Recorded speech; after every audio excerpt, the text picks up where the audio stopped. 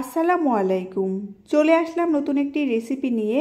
আজ আমি রান্না করে দেখাবো পাস্তা নুডলস। নুডলস আমরা কম বেশি সকলেই রান্না করতে পারি, তবে এভাবে এক পাস্তা নুডলস রান্না করে দেখবেন, এর স্বাদ মুখে লেগে থাকবে। চলুন তাহলে শুরু করা যাক। প্রথমে আমি নুডলস আর পাস্তাটা সেদ্ধ করে নেব। তার জন্য আমি চুলায় একটি প্যান বসিয়ে দিয়েছি, এর মধ্যে দিয়ে দিয়েছি পানি। পানিতে যখন বলক চলে এসেছে এর মধ্যে দিয়ে দেব পাস্তাটা যেন একটা আরেকটার সাথে জোড়া লেগে না যায়, তার জন্য এর মধ্যে দিয়ে দেব অল্প পরিমাণে তেল। দেখুন আমি 5-7 মিনিটের মতো পাস্তাটা সেদ্ধ করে নিয়েছি। এবার এর মধ্যে দিয়ে দেব নুডলস।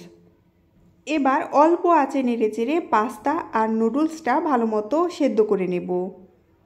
এবার এর মধ্যে দিয়ে দেব একটা আলুটা আমি এমন কুচি কুচি করে কেটে নিয়েছি। আবারও সব কিছু নেড়েচেড়ে দেব। আমি কিছুক্ষণ নেড়েচেড়ে পাস্তা আর নুডলসটা সেদ্ধ করে নিয়েছি। এবার নামিয়ে নেব। পাস্তা নুডলসটা নামানোর পরে একবার ঠান্ডা পানি দিয়ে ধুয়ে নেব, এতে নুডলসটা ঝরঝরে হবে। আমি চুলায় একটি প্যান বসিয়ে দিয়েছি, এর মধ্যে দিয়ে দেব পেঁয়াজ কুচি, কাঁচামরিচ কুচি, দিয়ে দেব তেল, দিয়ে দেব অল্প পরিমাণে গোটা জিরে। এবার অল্প আঁচে নেড়েচেড়ে পেঁয়াজ হালকা করে ভেজে নেব।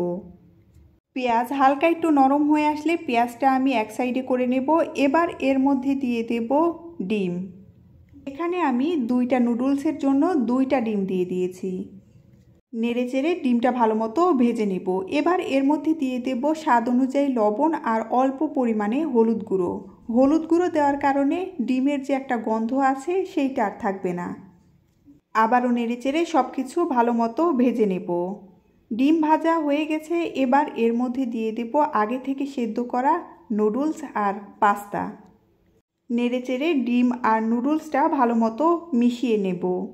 এবার এর মধ্যে দিয়ে দেব নুডলসের ভেতরে যে মশলাটা থাকে সেই মশলাটা।